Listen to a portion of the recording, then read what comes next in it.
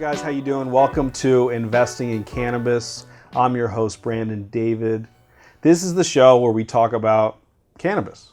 We talk about the founders that are changing the world, the investors that are helping them change the world. How do investors make any money on this? What are the legal issues? It goes on and on. Today we have a special guest, Gilbert Pacheco of Pacific Salsa. How you doing, Gilbert? I'm doing well. Thanks for being here, man. Thanks for having me. Yeah. Tell us, what is Pacific Salsa? So Pacific Salsa is a food manufacturing company based out of Oakland, California, and we specialize in edible food products, or cannabis food products. Cannabis food. I've actually been making that mistake a lot, saying edibles, and people were like, of cannabis yeah, is food is edible. Right. So what's your main product? We got a couple things here. We do. Yeah. So salsa is my main deal. My mother actually had a tamale shop in Texas for 15 years. Delicious. Delicious. Very, takes a lot of work to make tamales. And her green salsa was very famous. People loved it. They said they came just to buy the green salsa. And my friends loved it as well in Texas, and they wanted me to make it. I started making it my own way, and it developed into what I have now, minus the cannabis. I went the legitimate route. I was selling salsa at a farmer's market. Okay. And I don't know, something inside me was like, put cannabis in this. I use olive oil, so THC loves to stick to that. What's the difference between red and green salsa? How do you make it different? So red salsa usually has tomatoes in it or achiote peppers. The green salsa is tomatillo based, which is like a husk tomato, husk cherry. Sure. It's like high in pectin, and it doesn't break down as much as a tomato. And there's like habanero salsa too, right? There's habanero salsa, which is a pepper that has very, very high, it's very spicy. High on the Scoville rating, for sure. Scoville, yeah. Who's Scoville? That's the chart that rates how hot a pepper is. Wow. Based on the chemicals in it, yeah. And there must have been a dude named that Totally. came up with it. Totally. Cool. So take us back a little bit. Like, what's the precursor? How do you decide to start Pacific Salsa? Or, why is cannabis the right business to be in right now? Well, we've been in a modern day prohibition with cannabis for a while, and people are starting to realize that it has medicinal effects. Smoking it can be pretty hazardous to your lungs. Vaporizing's a little better, and eating it is pretty healthy.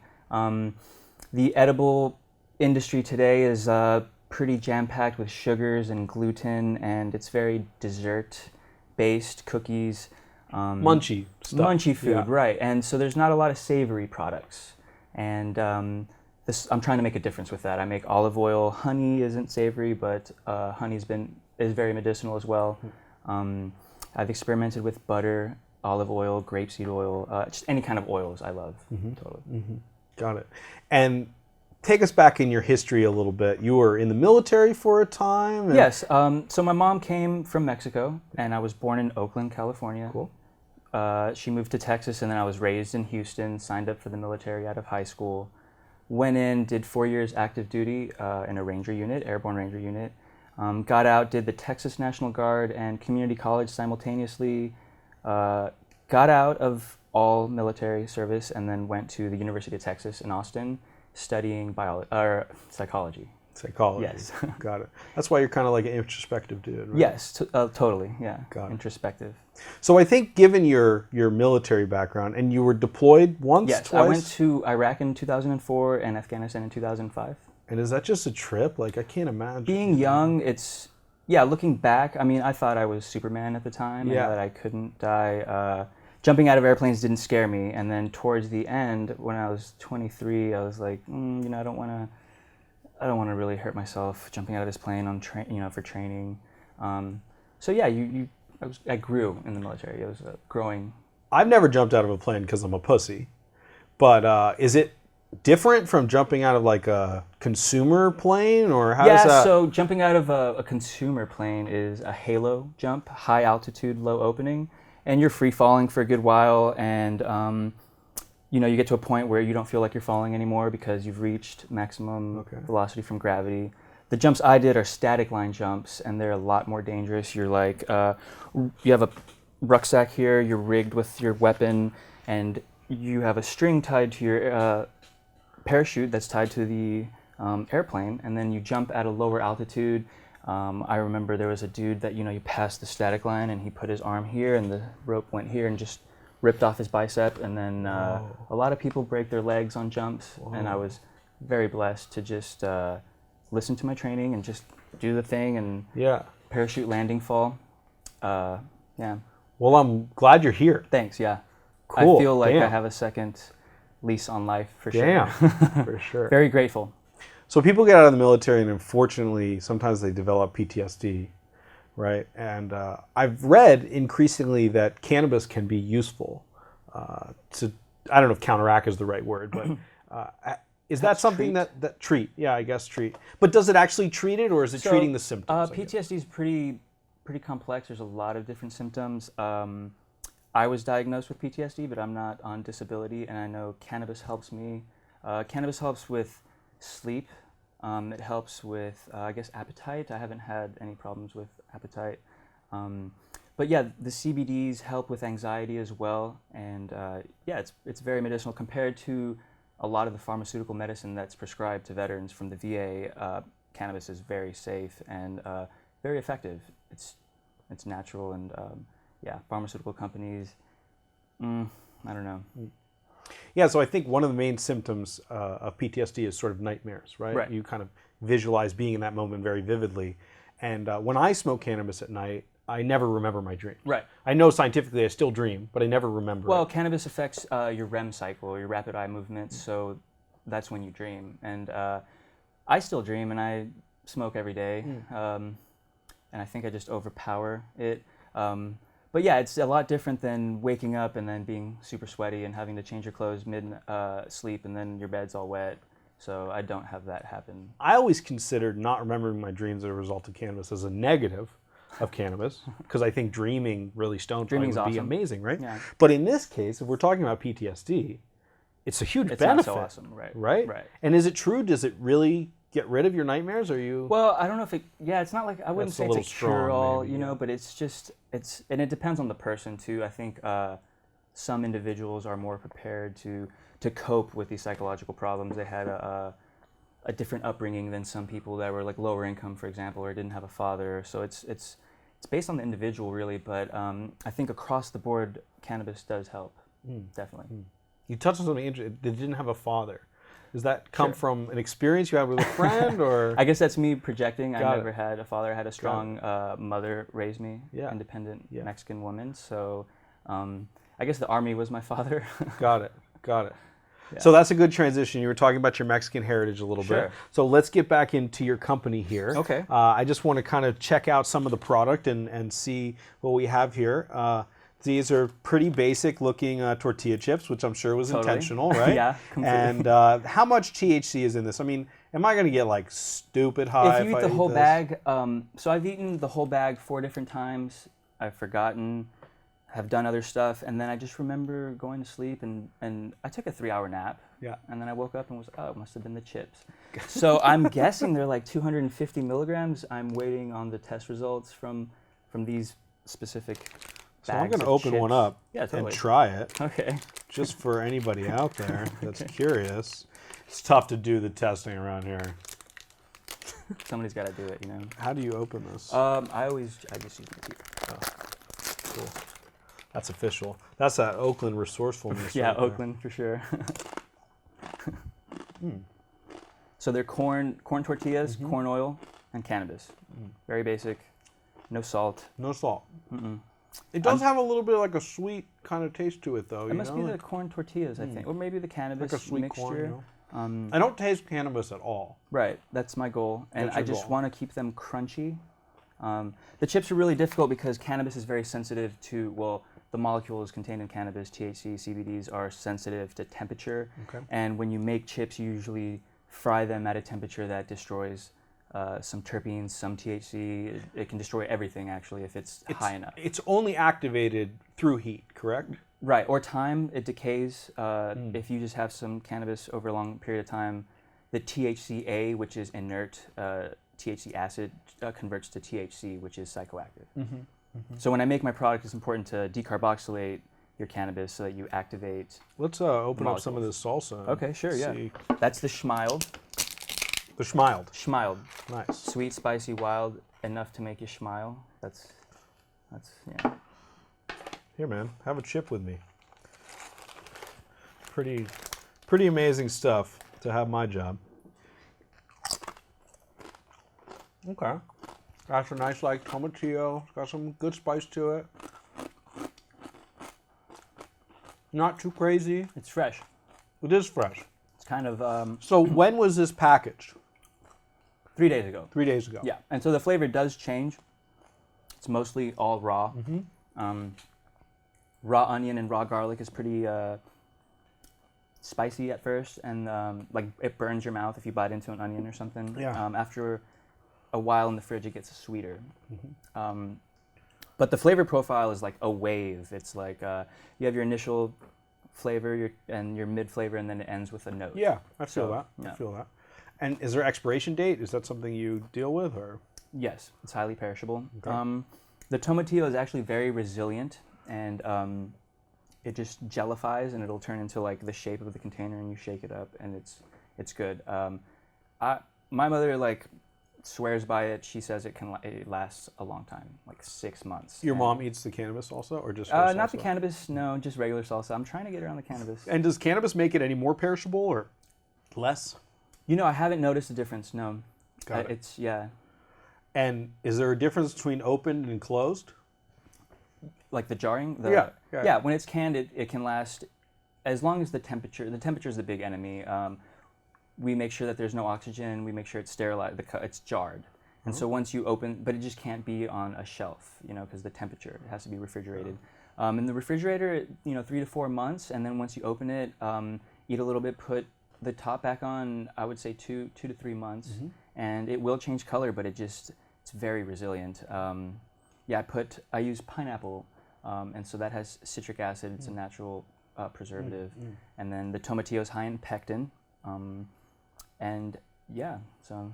Nice. So the other things we have here are, what is this? That's my honey. This is honey. Yeah. Okay. It's called Nectar of the Gods. Okay. I just brought it as a display. Yeah. No, it looks delicious. It's just regular honey, right? Just tastes like honey, or? Yeah. Well, it's a mixture. I have soy lecithin in it, and that's like a molecule that binds to fats and waters. So it likes THC loves fat, and it doesn't bind to water. So this lecithin's like it grabs the THC and it grabs the water, and it makes it more bioavailable in your body. I noticed that THC likes fat. Yeah.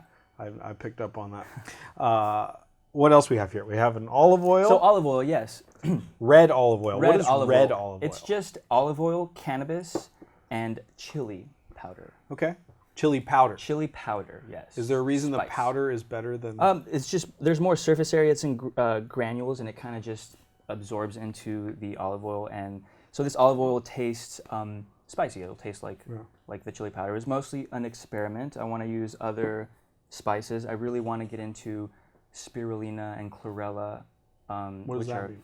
So chlorella is like a blue-green algae. Spirulina, I think spirulina is a blue-green algae, and chlorella is just a green algae, and they're superfoods. It's like when they blasted off the astronauts, they were eating chlorella and water. Your body can live on chlorella and water for a good while before it realizes you're only eating chlorella and water. It just has everything you need: amino acids, fats, carbohydrates, proteins. And so when I was in college, I was taking maca powder root, which grows in the Andes Mountains. It's a superfood as well. And they show that it helps with overall well-being. It's like a green powder, is that? So the maca and spirulina are green powder, or the spirulina and the chlorella are green powder. The maca is like a white powder. It smells like cheese. It's really good. Got it. But these are like not well-known supplements or whatever, and I want to infuse them into salsa and other. You're going pretty deep into this, yeah, man. Yeah. I want to. Yeah, you're not just like making chips. No, This I is want to. like Right. I want to have a nice, healthy set of products. Yeah, and these recipes, they're pretty intricate. How long would you say it takes you to develop one of these? So the salsa's been in development for probably 2 years, and like I Well, said, more than that, right? It was your family salsa, right, so yeah. totally. Well, for my development, it's been the last Yeah. 2 years, and so I live in a warehouse with lots of people, and I would make different batches, And they're like, no, or yes, this one. So they helped a lot. I had a lot of immediate consumer feedback from my recipes, and now I do it just like second nature. I know, I found out blend order is very important. If you blend certain items before other items, it'll all look brown. And I made a red salsa without using tomato, and it was all because of blend order. So yeah, it's been quite a journey, and then introducing cannabis into it totally opened up a wider range of experimentation, and like using trim or using actual buds or flowers, using concentrate. How much of a difference is there between using the shake or the stems? Well, I think the best is keef, which is like trichomes and stuff. Yeah. Flower is also good. You get a wider spectrum of. Keef is, for anybody that doesn't know, is the pollen that falls off of the cannabis, that sort of crystalline nature. Right. We try to be informative here. Yeah, and that's where all the THC's at, and all those little crystals. So you get just a different array of different molecules from the plant. When you use concentrate, you're more focusing on the THC. It's like a lot of the stuff has been like removed through the process of butane extraction, CO2 extraction. So yeah, it's when I used keef, it tasted very lime, like citrusy, and there was no citrus in it. Didn't really taste like cannabis at all. Concentrate you can't really detect. It's just THC molecules and. Yeah. So what's in development? What's the next product you want to roll? So I really want to get into CBDs. Right now, CBD is technically legal. It's not considered a psychoactive chemical, and it's not in any of the legislation that illegalized cannabis. And it's very medicinal, so I want to. Wait, so to use that. so CBD is legal? Technically, yes, because it's not a tetrahydrocannabidiol. Yeah. It's like its own. It's just cannabidiol. Cannabidiol, yeah. Very interesting. Well, that would seem to be a even bigger rising market than THC. Yes, and so a lot of the plants with high CBD percentage were like breeded out in the 60s and 70s because people want to get high. Yeah, they wanted more THC. They didn't know the benefits of CBD. So now CBD plants are a lot more rare, and that drives the cost up since there's a demand for it. And then on top of that, it has medicinal properties. So yeah, it drives the demand up even more. And how much do you charge for each one of these? So it depends on dosage, and I'm pretty economical. I'm trying to just, get out there, I know what it's like being on the low end of the menu and stuff, only being able to afford the low end. So it really depends on dosage. This 180 milligrams is $15. The 200 milligrams also $15. This is the honey dosage. 200 milligrams of the red olive oil is $15 as well. It's very reasonable. $15, and then I have a 500 milligram Big Daddy that's $40. Okay. And that's for like parties or events. I have to say, it's pretty efficient. I had, a couple chips and a little bit of salsa.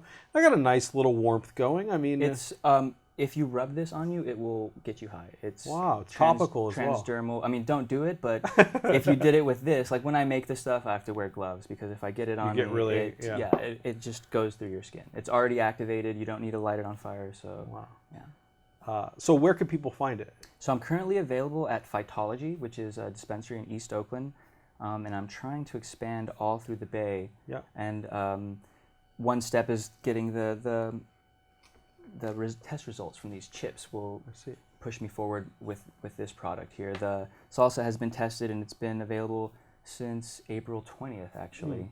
It was a good day to make my first sell. And there's actually a Green Wheel delivery that's run by a veteran friend of mine, and he has just honey, not salsa. Since it's perishable, there's no refrigeration in his vehicle or whatever, his house. And what do you need, you think, to expand? I mean, what's the biggest obstacle in your way? I guess the biggest obstacle for any starting business is like capital. Yep. I have a lot of people that believe in me, so that's a big plus. And I've started to realize that it takes the community to kind of push you up, and it's not just one person; it's everybody saying, "Oh, this is tastier. I want to give you money for your product. I feel like you're doing a good service." Yeah. So exposure is something I need, and production. I love production. I love producing. I love experimenting. Yeah. And getting my product out there, letting people know that there is a salsa with cannabis in it. Is there any others? Have you seen any others? So yeah, there's there's a hot sauce, and